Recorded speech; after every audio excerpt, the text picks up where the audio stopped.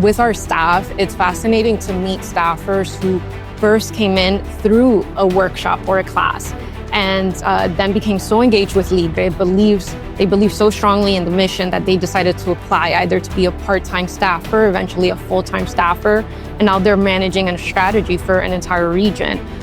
One example of that is Jeffrey Baldwin. He's our director for the LIBRE Institute, and he became engaged originally as a volunteer. So we see that in so many states, and I think it's fascinating, but it's also a testament to the need that's out in these communities. Jeffrey in particular was an attorney, and left that to come work for us. So he started off, as a strategic director in North Carolina. So it's fascinating. And then even with me, for example, I always knew I would come back to the LIBRE initiative. I just didn't know when or in what capacity. But when I think about my personal story, I was born in New York City. Americans are capable of achieving extraordinary things when they have the freedom and opportunity to do so. This is American Potential. Welcome to the American Potential Podcast. I'm your host, David Fromm. Have you ever heard about a bill being debated in your state legislature or in Congress and thought, there's really a better way to do that, or that's going to make my taxes go up? Do you ever think about, reaching out to your representative about it? If not, you're really not alone. A lot of people don't realize just how important their voice can be in shaping policy. The truth is, lawmakers are working on dozens of issues at any given time. And, they can't be experts on all of them. That's where you come in. Whether you work in a certain industry, have a personal story tied to an issue, or just don't want to pay more in taxes, your perspective could help your representative. It might even change their mind. That's exactly why the LIBRE Initiative is heading to Washington, D.C. this week. They're bringing stories from the communities they live and work in, stories that can cut through the noise and remind members of Congress what real people are facing back home. I want to welcome to the podcast Sandra Benitez, who is the executive director for the LIBRE Initiative, to share what issues they'll be talking about to lawmakers this week. Sandra, welcome. Thank you, David. It's a pleasure to be here with you today. Always a pleasure to have you here, and great to see you. I'm so excited for our conversation, and I'm excited for what LIBRE is going to be doing here this week in DC. But for starters, if some of our listeners are new to us or haven't heard of the LIBRE Initiative, can you share what you all do? Yeah, absolutely. So the LIBRE Initiative was founded almost 15 years ago. I always joke next year is our big quinceañera. And it was founded by Daniel Garza. So just a quick backstory on him, because I think it really gives perspective on why the organization was founded. Daniel grew up, living in different states, and he ended up serving both at the local level in city council and then eventually at the White House under President Bush. And through his tenure, he saw that there really was an organization that was reaching out to the Latino community and connecting them with principled policy perspectives year round, right? And at that time in the Hispanic community, it was primarily political campaigns. They'd go into the Latino communities through November and then leave. So LIBRE was really founded out of necessity. And we know that Hispanics are freedom-oriented. They're coming to this country for better opportunities and basically for better economic living and access to education. So it was founded about 15 years ago in one state, Texas. Now we're in over 15 chapter states, and we mobilize Hispanics all over the country. Yeah, that's awesome. I love Daniel's story. When he tells it, it's so inspirational. Yeah. And one of the things I love also about LIBRE, I've had a great opportunity to call a lot of LIBRE staff members friends and colleagues. So many individuals who work for us, and then certainly folks who volunteer with us, are just have phenomenal stories themselves, and it's really wonderful. So, but personally for you, how were you introduced to LIBRE, and why did you want to come work for them? Yeah, so I guess I'll backtrack a little bit. I was a political science major in college. Had no interest, ironically, in American politics. I thought, I'm just getting my degree. I ended up interning for a governor and working on his reelection campaign. And I was there about 2 years. It was exciting because I was overseeing Hispanic engagement for him. We ended up getting 51% of the Hispanic vote in a blue state, which was, again, really exciting. But then I think I was looking for something different more experience and something that was a little more fulfilling. So at that time, I had a mentor who was serving as a regional director for the LIBRE initiative, and she encouraged me to come out and apply. And she said, we have openings in Ohio and Southern Virginia, so Virginia Beach, Richmond.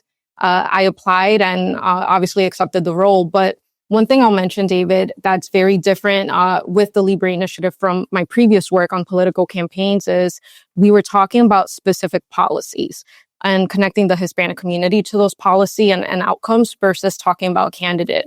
The second thing that was different is we were hosting grassroots community events, whether it was civic engagement classes, ESL courses, things that were going to remove barriers for the Hispanic community versus just going in and campaigning on a specific candidate. So for me, it was fascinating to find an organization like this. And I felt that I was truly empowering my community versus, hey, go vote for this person and calling it a day. So it was a great time down in Virginia Beach and Richmond. So then you started on the ground working as a staff member, and then now you're the executive director running the show and doing a great job of it, I might add. Thank you. I know it's been an amazing trajectory. I for sure am blessed. But I think, for every story like myself, our team has dozens and dozens of staffers, volunteers who share the same story and the same motivation to empower our community. And I think that's why we wake up every day doing what we do, because we see the need. We know our community is aligned, and really our main purpose is to be that conduit between them and our members of Congress or others who are making decisions that impact their day-to-day life. Yeah, so that takes us to the fly-in event that you're doing this week. So we have LIBRE staff members coming to DC to meet with members of Congress. Maybe tell us about what that fly-in event is like and what you're looking to accomplish. Yeah. So absolutely. And for those who might not know, a lot of organizations have a fly-in, but basically is when an organization will bring in either staff or activists from all over the country to meet with members of Congress. So we have 13 chapter states. We're going to bring in a few dozen of our strategic directors and staff to come and meet with our members. And just for perspective, last time we came to do this a couple years ago, our goal was initially to have 100 meetings over the course of 2 days, and we ended up exceeding that. We ended up having over 200 meetings, 60 of which were directly with members of Congress. And the reason I mentioned that is I think it shows our members care about the Latino community. They're engaged, and they want to listen to what we have to say, right? So one meeting that stands out in particular, I was meeting with a member from Wisconsin, and halfway through our meeting, he takes out his phone and starts showing me media hits of him on Univision and Telemundo doing media in Spanish. And this is not a Hispanic member, but he has a growing Hispanic community in his district.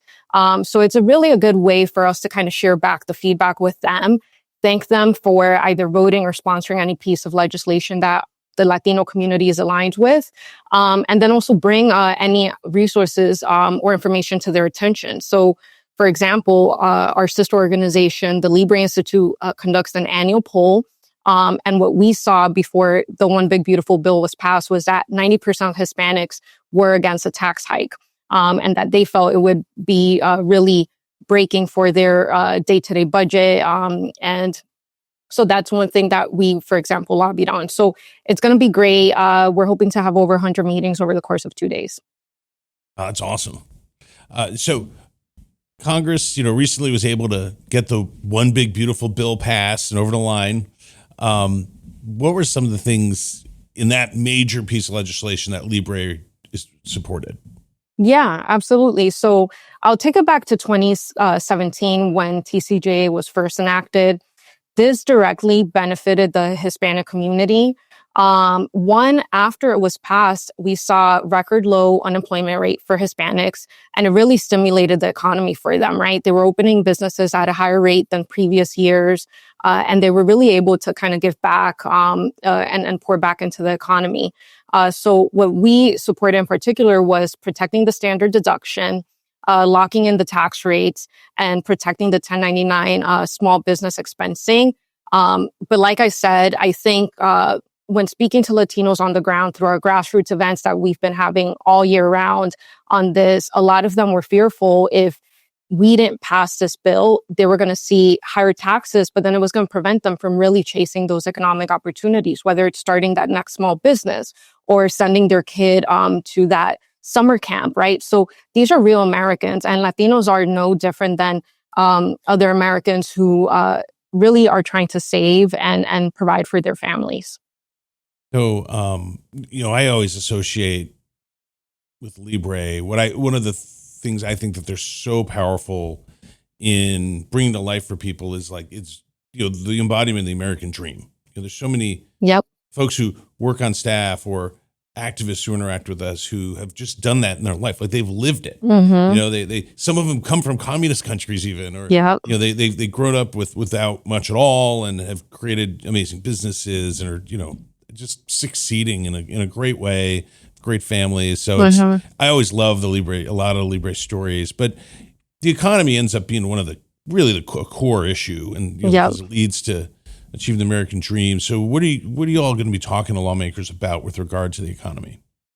Yeah, absolutely. So obviously we're going to be thanking a lot of our members for voting for the One Big Beautiful Bill. I think that's number one, right? A lot of them, as they're looking at so much legislation, sometimes it's difficult to say, okay, we're voting for this or against it. So one, we're going to thank them on that.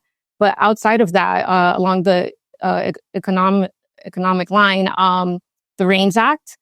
So what that does is it basically,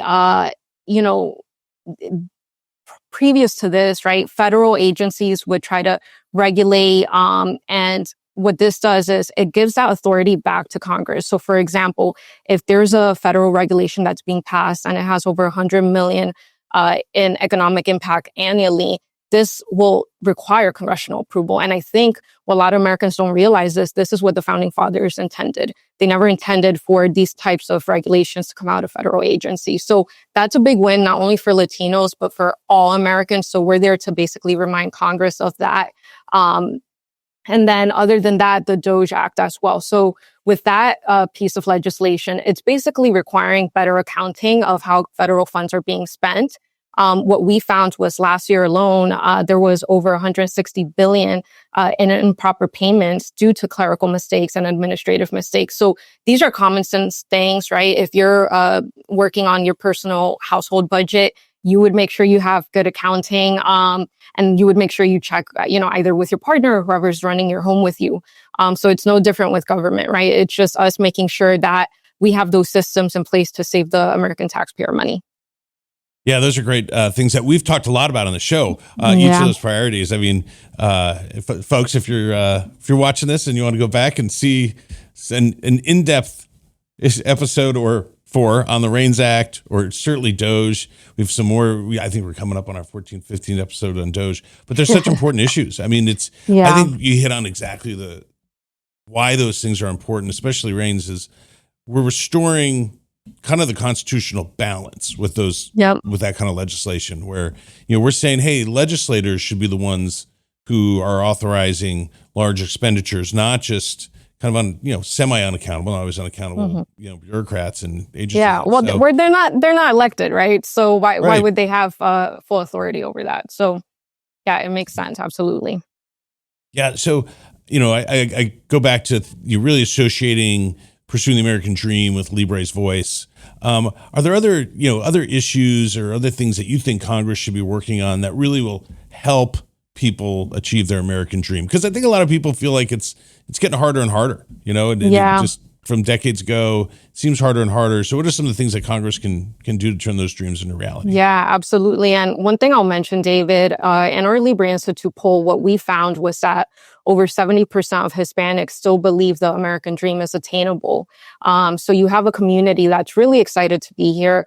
They're excited for the opportunity, right? And we just have to get out of the way, or government has to get out of the way. So I think, we'll be speaking about a few different things related to healthcare, better access to telehealth, et cetera. But I think at a very, very high level, members have to focus on how to make it easier for all Americans, including Hispanics, to prosper, right? And that includes removing burdensome regulations, whether it's occupational licensing, and then also just making it easier for them to conduct business, right? So Hispanics, for example, start businesses at a much higher rate than any other demographic. Right now, it's estimated that there are over 4.7 billion Hispanic-owned businesses in the country. And we want to make it easier for them to do that and prosper. And even down at the state level, LIBRE has focused on very specific pieces of legislation. So I'll give you a quick example here. In Arizona, our team there, in conjunction with Americans for Prosperity, lobbied on the tamale bill, which basically made it easier for folks who have home kitchens to sell food, street food, right? Street vendors. And it removed that barrier for them so they could go and earn some income and prosper. So I would say anything that either simplifies the tax code, like one big beautiful bill, or removes burdensome regulation. And then from there, that allows these families to focus on other things that are needed, right, to be successful, whether it's education, or better access to healthcare, et cetera. That's great. I mean, we had the opportunity a few months ago to talk to Monet from Arizona, a LIBRE strategic director, a very successful one, and just a great member of our team, and about the tamale bill, and it was pretty fabulous. I love to hear those kind of stories. Kind of just empowering people, getting government out of the way, and saying, "Hey, go provide for your community, go make a living, go innovate." It was great. Yeah. So sometimes we hear that Latino issues are American issues. I think sometimes people bifurcate them, but I think, when you hear that, what's your sense? And maybe what does the polling tell us even? Yeah, absolutely. So it's been fascinating. I've spent about the last 12, 13 years primarily working in the Hispanic space, trying to understand the audience, working on various political campaigns, different advocacy groups. So I've really seen a trend where time and time again, Latinos or Hispanics care about the same exact issues that the rest of the country cares about.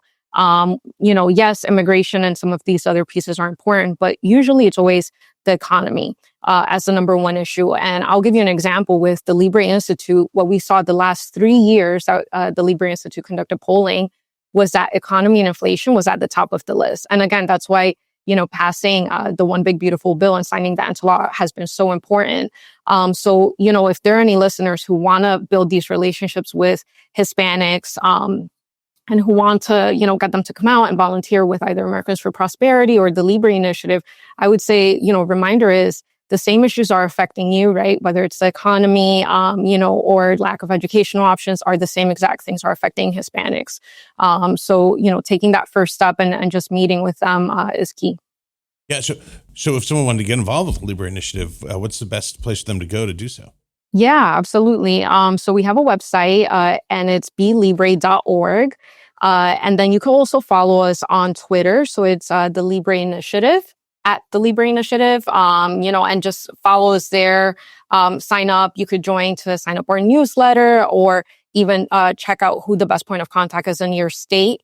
We are in 13 chapter states, but one thing I always tell people is that we do work and do outreach in many, many other states. So for example, with this fly-in that we're doing, it's very exciting. Last time we met with members of Congress representing over 40 states. So even if we don't have a chapter in your state, I encourage you to get involved, and we'll find a role for you on our team. And in the country, there are over 62 million Hispanics, and they're eager to get involved. They're eager to be connected to the political and policy legislative process, right? But it starts by taking that first step. So I encourage everyone to sign up. So I've, like I said earlier, I really love a lot of the stories that I hear from either activists or staff members. Do you have any kind of personal stories from staff members or activists that you've come across as executive director that stick out, that are kind of your favorites? Yeah, absolutely. So I guess I'll say two things on this. One, with our staff, it's fascinating to meet staffers who first came in through a workshop or a class and then became so engaged with LIBRE, they believe so strongly in the mission that they decided to apply either to be a part-time staffer, eventually a full-time staffer, and now they're managing a strategy for an entire region. One example of that is Jeffrey Baldwin. He's our director for the LIBRE Institute, and he became engaged originally as a volunteer. So we see that in so many states, and I think it's fascinating, but it's also a testament to the need that's out in these communities. Jeffrey in particular was an attorney, and left that to come work for us. So he started off, as a strategic director in North Carolina. So it's fascinating. And then even with me, for example, I always knew I would come back to the LIBRE initiative. I just didn't know when or in what capacity. But when I think about my personal story, I was born in New York City, in a high poverty area, to a single mom, had me and my sister when she was a teenager. And I always think there is no other country where someone like me, born into that situation, could be successful and really use the opportunity given to kind of get out of that situation. And it's fascinating. And I think that's why I've always felt the need to kind of give back, right? To really empower my community to advance and achieve their version of the American dream. That's fabulous. I didn't, I get inspired every time. Just doing this podcast, I was telling you, this is kind of one of the joys of my life, that I get to listen to great stories. But I talk to just super interesting, amazing people who have great stories like you, and get to soak them in. It's just good for my soul. Selfishly, hopefully folks listening to it. I know. And you know what, David, when I go to field events, I feel the same way, right? Because I know our staffers, but when I got to speak to activists who are attending our events, and learning about whether it's financial literacy classes or some of our civics classes, or even just learning how some of these policies affect their day-to-day life, and you spend time with them one-on-one, it really does motivate you, because it's easy, I'm based in DC, it's easy to wonder, like, how are my decisions affecting the lives of all these Hispanic Americans? But they are, and it's really motivating. And like I said, for every one story, there are dozens and dozens more of folks who are benefiting, because we're going out, we're knocking on their doors, and then we're coming back and meeting with legislators here and sharing those stories. So as we close out, for our Spanish-speaking listeners, LIBRE also has a podcast. Yes. What's the name of that podcast, and what do you all discuss on it?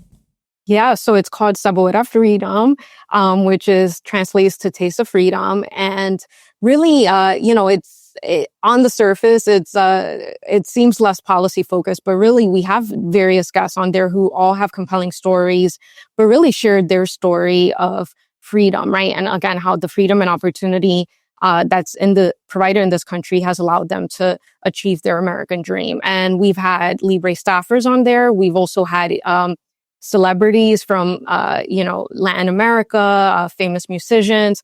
And, the common thread is that all of them recognize, what our founding fathers laid out has enabled them to go achieve their American dream. So it's really exciting. It isn't fully in Spanish. So for any listeners who want to brush up on their Spanish or are Spanish speakers, I encourage you to check it out. That's great. I'll have to do that. I've talked to Cesar, and we actually recorded next to each other at our all staff meeting. It was super fun. They're great. I know. And Cesar is great. And, he does a lot of our media, but he's a great host and great at finding, like you said, those personal stories to amplify. Yeah. Whenever we're both hosting podcasts, I'm always the second best looking dude on the, on the podcast. I know. That's so funny. Yeah. Well, Sandra, thank you so much for coming on and talking about what LIBRE is doing this week with the fly-in. I hope it's an amazing success. I'm so excited for the conversations you all are going to have with legislators and the different. Yeah. Well, thank you, David, for having me. And I'm excited to be back on soon. Thank you. Awesome. Well, we'll make sure that happens. So I also want to let all you know that while LIBRE is in town, they're going to record 2 conversations they are having with lawmakers, and we will share those in the coming weeks. Folks, if you like this episode and would like to stay connected with the podcast, be sure to like and subscribe to our channel, as well as following us on Facebook, Instagram, and YouTube. And always remember, liberty and freedom are easily taken for granted. Don't take it for granted. Go out there and defend freedom and liberty. Thanks for joining us, and we'll see you on the next episode. Thank you for listening to American Potential. You may listen to more stories from Americans working every day to expand freedom and opportunity in their communities by visiting AmericanPotential.com.